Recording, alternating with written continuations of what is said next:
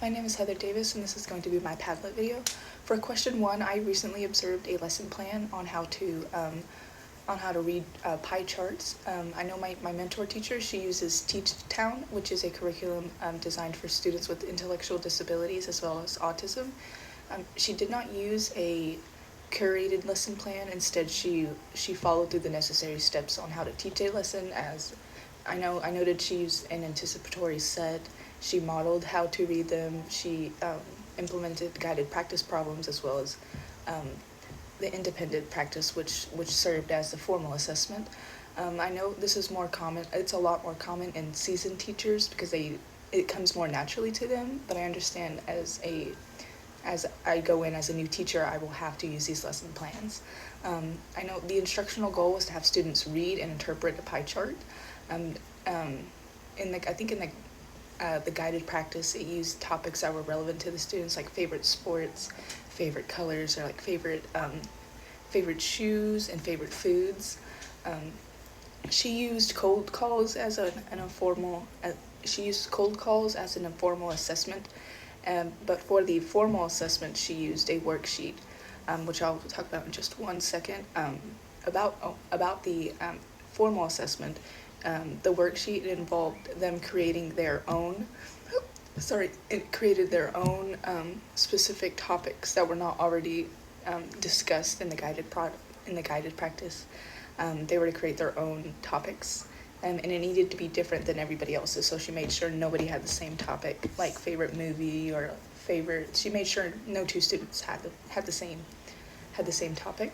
But after they created their topics, I think it was the next day, they polled their peers to try and see where the students lie on their favorite thing, and then it was then the student's responsibility to then fill in a pie chart.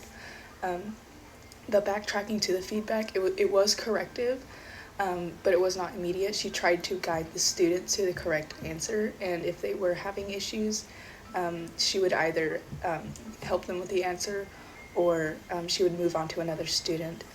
And she would also note it down personally for something to either reteach or for something to reteach on one-on-one instruction, or to change instruction in that moment if she did. But I understand that using data from a lesson plan can help adjust the type of feedback you give and the instruction that you go through moving forward. Right now for question 2, I observed 2 teach like a champion strategies. Two of the examples are cold calls and wait times, and I know these 2 examples are included in the question itself, in this question, but I understand, but no, it's not that I understand. These two strategies are ones that I observed. Especially for students with intellectual disabilities, they tend to need more time to express and process their information, whether that be in verbal form, like talking, or in written form. I noticed sometimes, mostly with written form, she would use whiteboards. It's an easy way to write it down and erase it easily. I know an example was when the teacher asked, what's the difference between these 2 images? She would give about 30 seconds, but that wait time, it really depended on how the question was worded, or just what type of question. When she didn't give any wait time, I noticed that the students were less likely to answer, and I think this relates to them not having the time to organize their thoughts and in a way that they feel comfortable saying.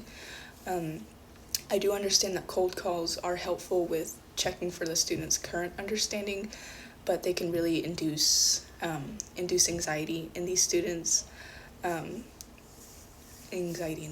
Yes, I'm so sorry, but I noticed that wait times benefited the students a lot more than cold calls, and I think there are other informal assessments that a teacher can use that don't provoke anxiety like that. But I do remember from the reading that the more you use these cold calls, the more the students can kind of expect them, and that can lessen the anxiety. It just really depends on how you, it just depends on how consistently you use them as a teacher. But overall, giving, in the specific classroom, giving these students the wait time to answer a question, it really benefited them, and it helped with encouraging their participation, and I think it also helped with their confidence. Now for question 3, I know I mentioned in the last question that I think the students really benefited from the use of wait time, whether that is in verbal expression or written expression. When teachers give wait time, it allows the students the opportunity to organize their thoughts and really think about what they want to say.